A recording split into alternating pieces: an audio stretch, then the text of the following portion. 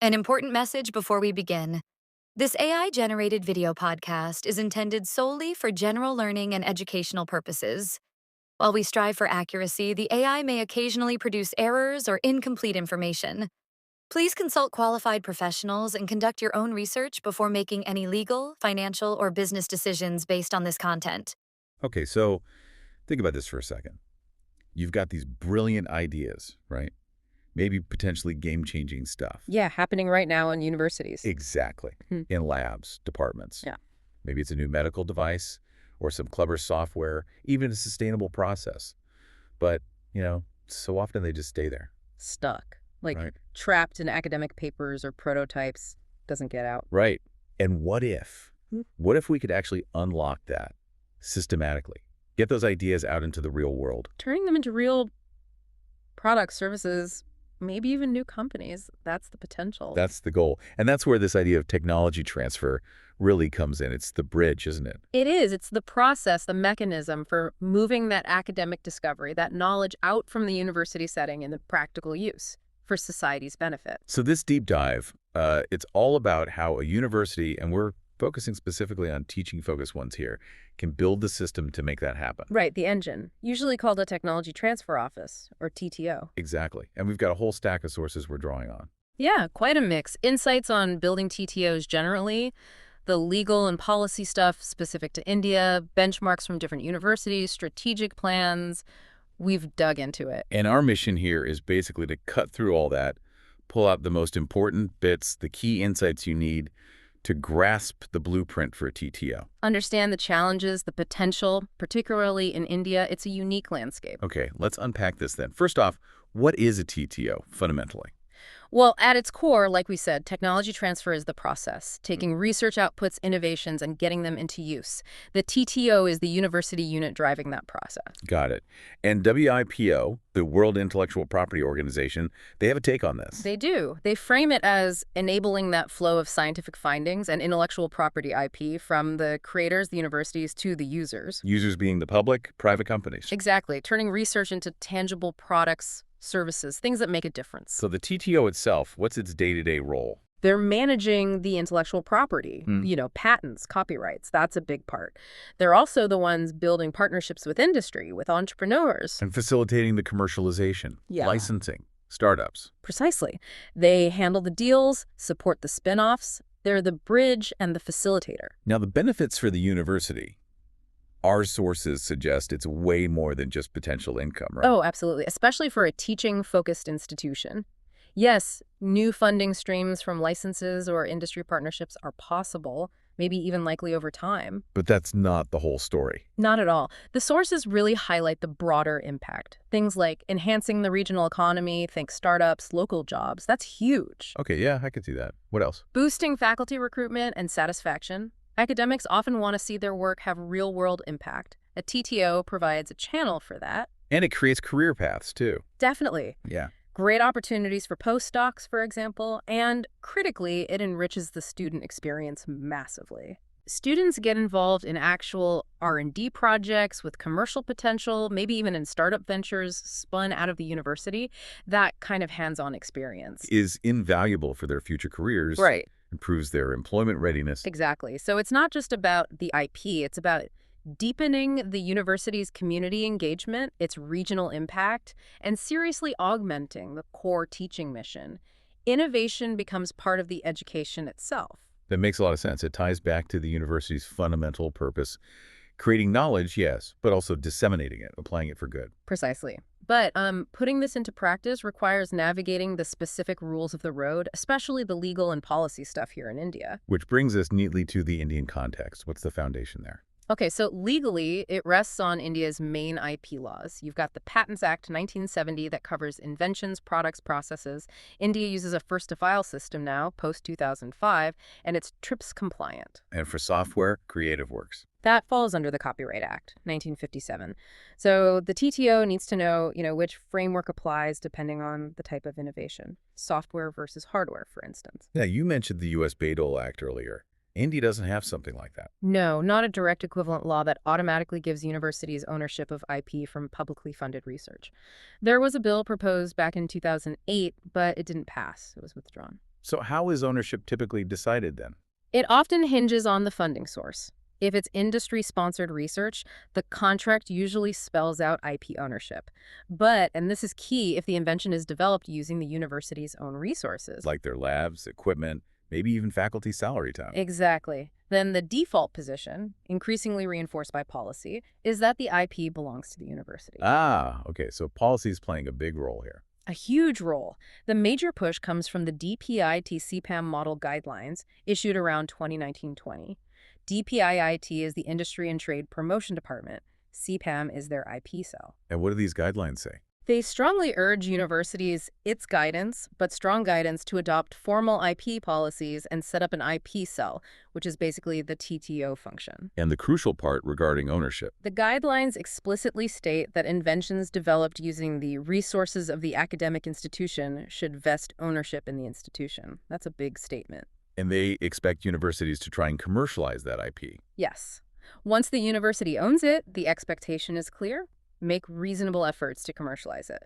So while it's not a single law like Bayh-Dole, this policy guidance is effectively creating a similar regime, pushing universities towards ownership and commercialization. Interesting. Do they mention revenue sharing too? They do. They recommend a 60-40 split of the net income from licensing. 60% to the inventor, 40% to the university. And is that becoming standard practice? The sources suggest it is, or something very similar. IIT Kanpur is cited as an example. They use a tiered system starting around 65% for the inventors. And that university share, it's often earmarked specifically for an IP management fund. To reinvest in the TTO's activities. Exactly. To cover patent costs, support future innovation, it helps build sustainability. Are there other policies reinforcing this trend? Oh, yes. Yeah. Guidelines from the UGC, University Grant Submission, and AICTE, All India Council for Technical Education, also push in this direction. They stress university-industry links, setting up industry relation cells, collaborative projects. Things a TTO would naturally be involved in. Right, and AICTE, particularly with its 2016 startup policy, actually mandates things like innovation programs, entrepreneurship cells, incubators on campus, so the TTO needs to work hand in glove with these existing structures. Plus national level policies. Yeah, the National IPR Policy from 2016 and the National Innovation and Startup Policy, NISP, from 2022, provide the overarching framework. They guide universities on IP ownership, how to facilitate startups, revenue sharing models, promoting consistency across institutions. NISP 2022 is particularly relevant for student and faculty entrepreneurship support. Okay, so summing up the Indian context, it's not one single law, but a combination of existing IP acts plus a really strong growing policy push. A push encouraging universities to own institution-created IP and actively try to get it out there through commercialization. The TTO's job is to understand this layered system and build clear internal rules based on it. Got it. So, knowing that landscape, let's talk strategy. What should the specific objectives be for a TTO at a, say, teaching-focused private university? Their R&D output might be different from a huge research institute. That's a critical point. The goals have to be tailored. You can't just copy-paste the model from a research powerhouse. The strategy needs adjustment. So what are the key objectives sources point to for this type of university? First and foremost, commercializing innovation, but with a broad view. Encourage disclosures from everyone, faculty, yes, but also students, maybe from final year projects, consultancy work, even sponsored labs. So casting a wider net for potential innovations. Exactly. Identify things with market potential, even if they're smaller innovations, and find ways to license them. Prevent those good ideas from just disappearing after graduation or the end of a project. Don't let them get lost. Okay, makes sense. What's next? Building industry linkages. This has to be proactive, not passive. Go out and map relevant local and national industries. If you're near Gurugram, maybe it's auto, IT, healthcare. Reach out to their R&D teams, their HR. How? What kinds of activities? Facilitate internships, sure, but also look for sponsored student projects, industry partners for capstone courses, maybe even joint workshops or research consortia tackling specific industry problems. These collaborations build relationships. And create natural pathways for licensing or maybe even spin-offs later. Precisely. It gets the university solving real-world problems and opens commercial doors. And entrepreneurship. That seems like a big focus nationally. It is. So fostering entrepreneurship is a crucial objective. Supporting both faculty and student startups, that means practical help. Guidance on IP strategy, business plans, pitching practice. Working with the campus incubator, presumably. Absolutely. Coordinate closely, or maybe the TTO even helps manage it. Organize events like hackathons, business plan competitions to spark ideas, and definitely connect with national programs. Like the ADL Innovation Mission. Yes, AAM. Look into hosting an ADL Incubation Center, AIC. That can bring significant central funding, training, and resources. It aligns perfectly with government priorities like Startup India. How does all this activity benefit the university's core mission? That ties into the next objective, enhancing reputation and student outcomes. Promoting this innovation culture makes the university more attractive, helps recruit good faculty and students. And rankings. Yes, it can improve rankings like ARIUAA, which specifically measures innovation outputs. But more fundamentally, providing hands-on experience in IP, commercialization, startups that directly boosts graduate employability. So it augments the teaching mission by making innovation practical. Exactly. It becomes part of the educational value proposition. And finally, revenue. Yes, generating revenue. It might be supplementary, especially at first, compared to tuition or core funding, but income from licensing fees, royalties, maybe equity stakes in successful startups, it adds up. And that money can be reinvested. Ideally, yes. Back into research, new equipment, scholarships, and critically, helping to sustain the TTO's own operations over the long run.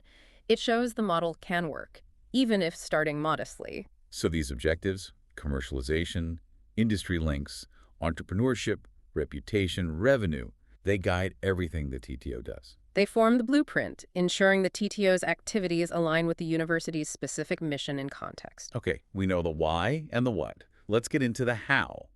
Building the engine itself, infrastructure and technology. What do you actually need? The encouraging thing from the sources is that you can start relatively modestly. The needs scale up as the TTO grows and proves its value. So no need for a giant high-tech facility on day one. Not usually. You need dedicated physical space, certainly. An office, yes, but crucially, private meeting rooms. You're discussing confidential IP, potentially sensitive business deals. Makes sense. Standard office stuff too, I assume. Right. Computers, printers, maybe conference facilities with a projector. Secure storage is important too for physical documents, maybe even prototypes, and definitely for IP records. Archival space. What about managing all the information? Disclosures, patents, deadlines? It sounds complex. It can be. Ideally, down the line, you'd want a proper IT system, maybe dedicated IP management software, or a CRM tailored for this. But initially? Initially, the sources suggest a well-organized, secure shared spreadsheet or a simple database can work. The key is having a system, even a basic one, to track everything meticulously. And tools for the job, like searching for existing patents. Essential. Subscription access to professional patent search databases is highly recommended. Free tools like Google Patents or India's iPass database are useful supplements, but probably not sufficient on their own for thorough prior art searches. Legal databases, too. Access to legal databases is helpful, maybe through the main university library subscription for checking potential infringement issues or understanding legal precedents. What about physical prototyping? Does the TTO need its own lab? Not necessarily, especially at the start. The TTO typically coordinates access to existing campus facilities, engineering labs, science labs, biotech labs, if a physical prototype is needed for demonstration. So leveraging what's already there. Exactly. Or even connecting with external prototyping facilities if needed. Long-term, maybe designating a campus makerspace or having a small affiliated prototyping facility, especially if you expect a lot of hardware or biotech innovations, could be a goal. But it's not a day one requirement. And the people in the TTO need to understand the science and tech, right? Absolutely. That means access to knowledge resources. The university library's scientific and technical literature, digital subscriptions like IE Explore, Science Direct that's vital for assessing novelty, market potential. And staying current. Continuous learning, attending IP seminars, workshops, networking events that's part of the essential knowledge infrastructure for the TTO staff. And how does the university community or industry find out about the TTO? That's where communication and promotion infrastructure comes in. It's vital. You need a dedicated section on the university website, maybe a newsletter highlighting opportunities, successes, deadlines. Marketing materials. Definitely. Simple brochures, presentation slides explaining the TTO services, showcasing successes. You need to actively engage both internal and external stakeholders. So the sources seem to say, prioritize funding for staff, basic office setup, and those essential IP search tools first. That's the core. Get the people and basic tools in place. More sophisticated systems, dedicated prototyping space, those can come later, funded by initial successes or specific grants once the TTO starts demonstrating its value. Okay, infrastructure is one thing, but it needs fuel. Let's talk funding and budget planning. This costs money. It does. There are initial setup costs and ongoing operational expenses. But crucially, external funding can really help offset the burden on the university. What about those initial expenses? Yeah. Setting things up. You've got one-time capital costs, office furniture, computers, maybe initial software licenses. Sources suggest this could be a few lakhs INR, maybe manageable. The bigger initial hit might be patent costs. Potentially, yes. You need seed funding for those first patent filings. An Indian patent, including professional attorney fees and government fees, might run euro to lakh. So if you want to file, say, 3 to 5 in the first year. You'd need a wallet of maybe 5–10 lakh just for that initial patent push, plus some budget for launching awareness workshops. These costs often come from university seed funds or sometimes specific government setup grants. And then the operating costs, the year-on-year expenses. The biggest chunk is usually personnel salaries. Even a lean team, say, a manager, an IP analyst, maybe some admin support, you could be looking at 30–40 lakh per year. What else is recurring? Patent costs don't stop at filing. There's prosecution, responding to examiner reports, maintenance fees to keep patents alive, and potentially expensive international filings if you pursue protection abroad. That could easily add another 10–20 lakh annually if the portfolio grows. Plus marketing, legal fees. Right. External IP attorneys for complex issues, marketing materials, travel for industry outreach. Sources estimate that a lean, functional TTO might need an annual operating budget of around 50–60 lakh to cover these basics. That's a significant number for a teaching-focused university. How do they make it work? This is where external funding and cost recovery become absolutely critical. The TTO needs a strategy to bring in funds beyond the university's core budget, especially early on. You mentioned government schemes earlier. Yes, leveraging government schemes and grants in India is vital. For example, startups recognized under the Startup India program get benefits like faster patent examination and significant fee refunds. The TTO helps them access that. Are there direct grants for the TTO or related activities? Absolutely. The Startup India Seed Fund scheme provides grants to incubators. The university's incubator, working with the TTO, could apply. Many state governments also have policies. Like Haryana or Punjab. Exactly. Offering capital grants for incubators, subsidies, reimbursement for patent costs. Punjab's policy mentions up to 1 crore for institute incubators. The TTO needs to know these state-specific opportunities. And central ministries. Definitely. DST's NIDHI program funds incubators and startups. DBT has the big grant for biotech prototypes. DST's Technology Development Board, TDB, gives loans or grants for commercialization efforts. So the TTO plays a role in finding and accessing these funds. A crucial role. Identifying the right schemes, helping faculty and startups prepare strong applications. Sources mentioned examples where external grants could cover a significant chunk, like maybe 50 lakh a year towards TTO activities. That dramatically reduces the university's direct costs. What about funding from industry? Public-private partnerships, PPPs, are another key avenue. Industry sponsoring labs, research chairs, or specific projects can inject funds, potentially covering some TTO operational aspects or building an innovation corpus. Alumni donations focused on innovation could also contribute. And eventually, the TTO's own activities generate revenue. That's the goal for long-term sustainability. Revenue models based on successful licenses, royalties, fees, and maybe equity stakes in spin-off companies start returning funds. But that takes time. It does. An initial deficit is expected. The aim is usually to become partially self-sustaining, maybe covering core salary and filing costs within 3 to 5 years. That revenue sharing policy we discussed, like 60.40, is key inventor gets their share, university share gets reinvested. So budget planning involves being lean initially, aggressively pursuing grants, and having a realistic timeline for revenue generation. Exactly. Leverage government programs heavily up front. Set conservative initial budgets. Aim for that partial self-sufficiency target. Okay, the engine's built, it's fueled up. Now it needs to connect to the rest of the system. Let's talk connecting the dots. Industry, startups, and the ecosystem. Right. The TTO can't operate in a silo. It needs to be the central connection point, the nexus between the university and the outside world of innovation. Starting with industry partnerships, how does the TTO make those happen effectively? Proactive engagement is the key phrase from the sources. Don't wait for calls. Map relevant industries nearby again, auto, IT, healthcare, and NCR, for example. Actively reach out to their R&D heads, HR managers. What kind of engagement activities? Could be anything from organizing joint workshops, facilitating those sponsored student projects we mentioned, setting up research consortia to tackle shared challenges, or managing direct collaborative projects like consulting gigs or co-developing prototypes. And these connections often lead somewhere. Very often, they build trust, showcase university capabilities, and frequently lead directly to licensing deals or industry interest in spinning out a technology into a startup.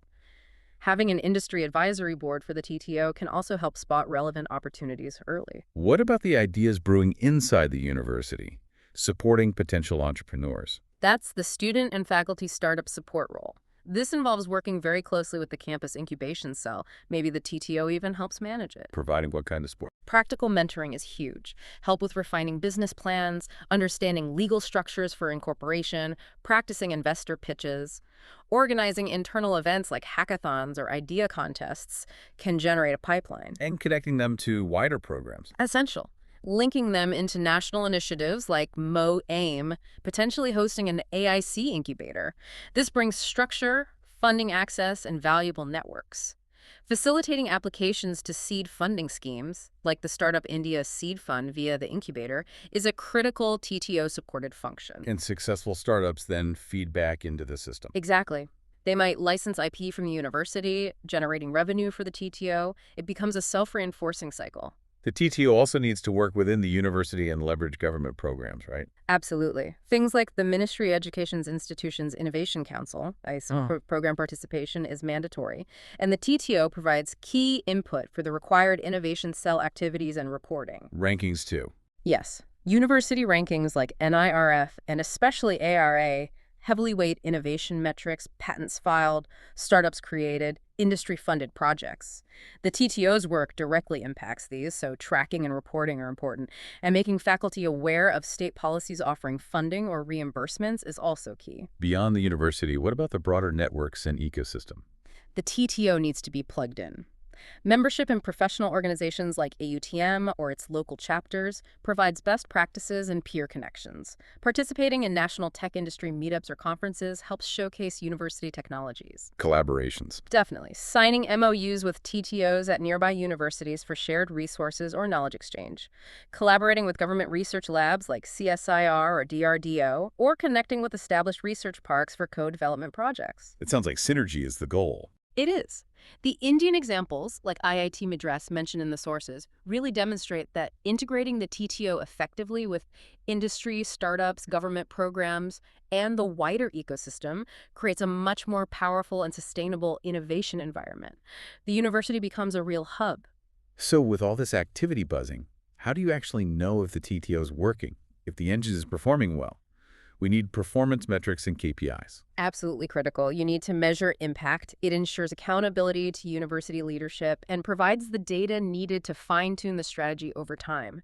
You need a mix of quantitative and qualitative measures. What are the absolute must-track metrics? Okay, first, a leading indicator. The innovation pipeline.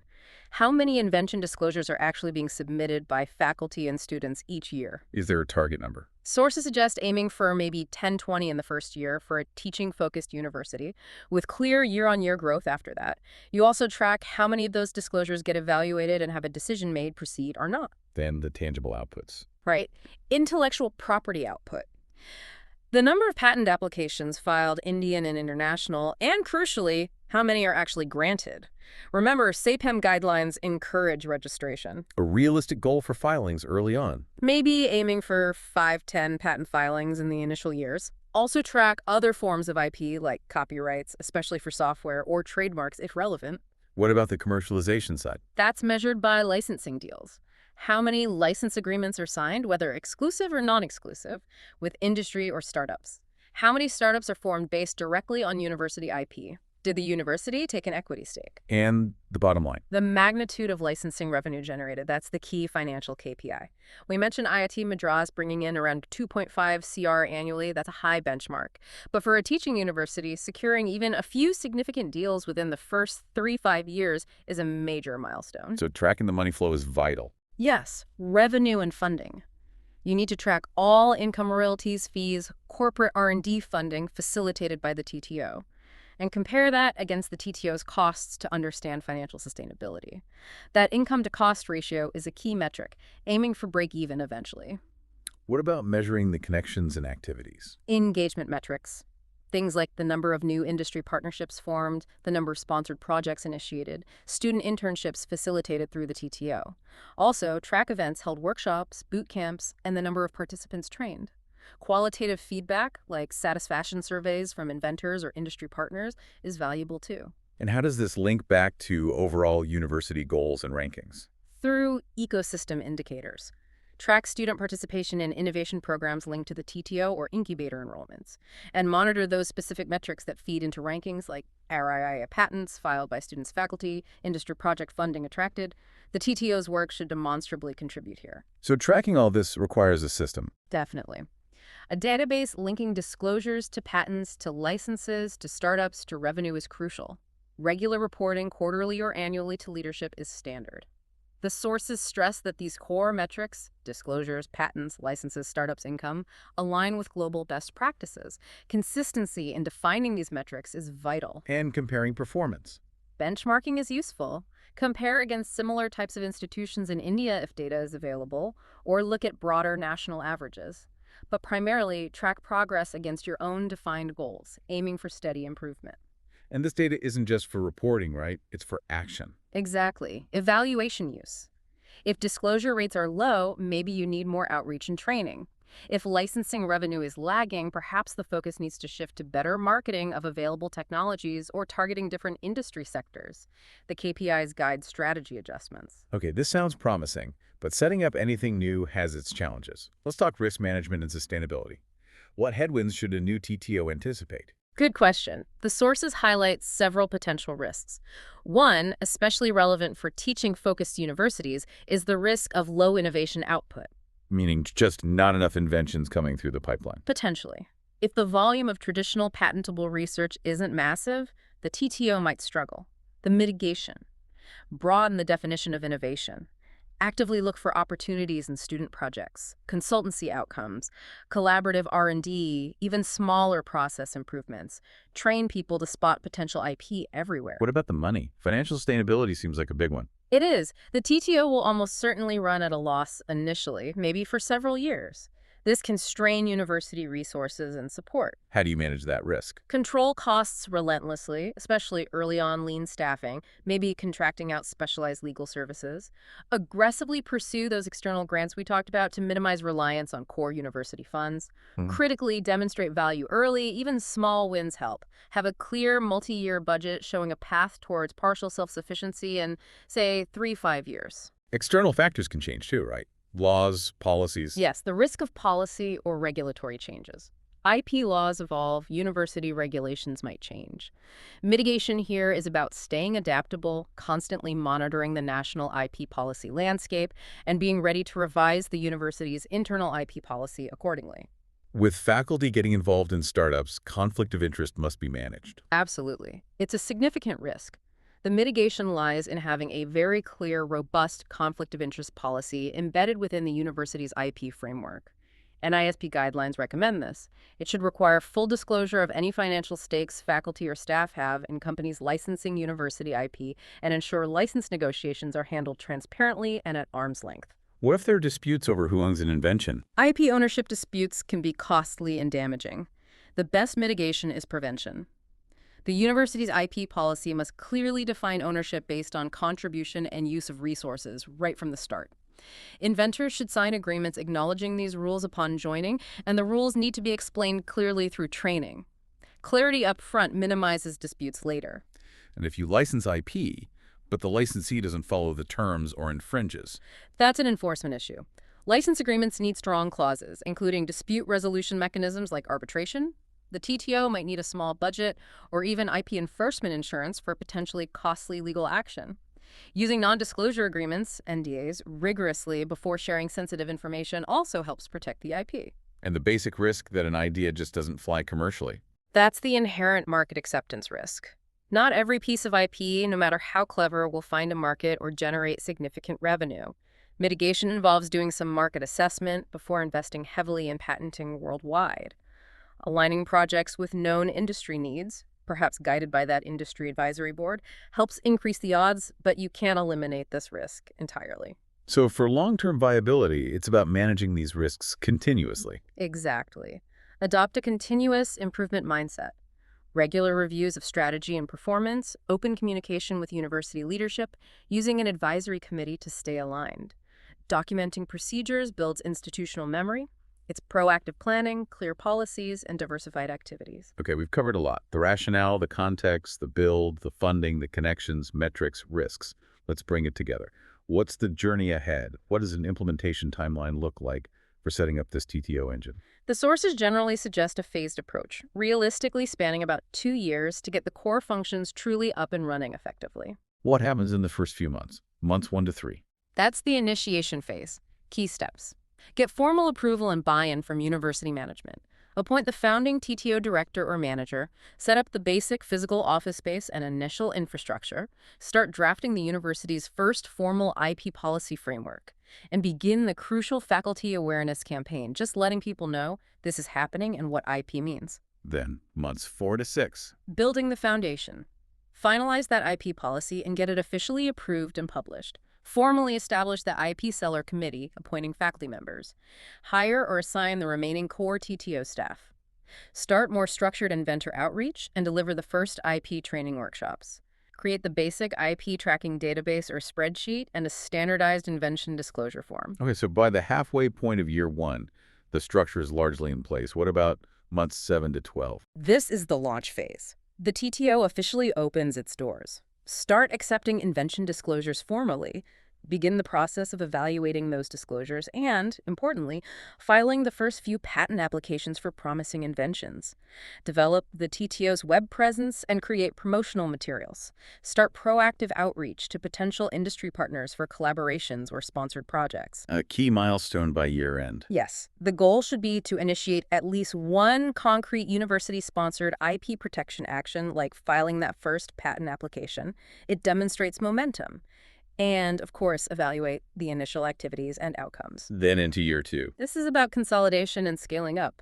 Aim for a steadier flow of invention disclosures. File multiple patents based on evaluations. Actively pursue licensing opportunities for the IP generated. Host more events, maybe guest lectures on entrepreneurship or specific tech areas. Establish stronger links with, or formally launch, the campus incubation program.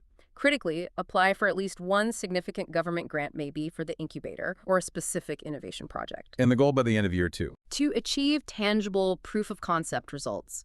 This could be signing the first license agreement or seeing the first startup officially incorporate based on university IP and TTO support.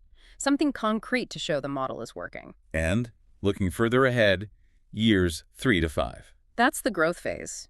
Refine internal processes based on the first 2 years' experience. Significantly expand the network of industry and investor contacts.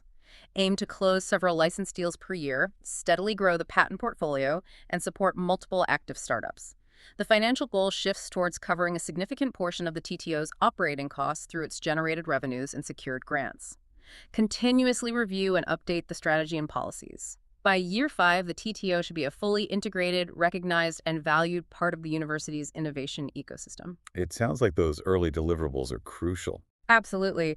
The sources really stress getting that policy done, the team hired, and initiating those first filings in year 1.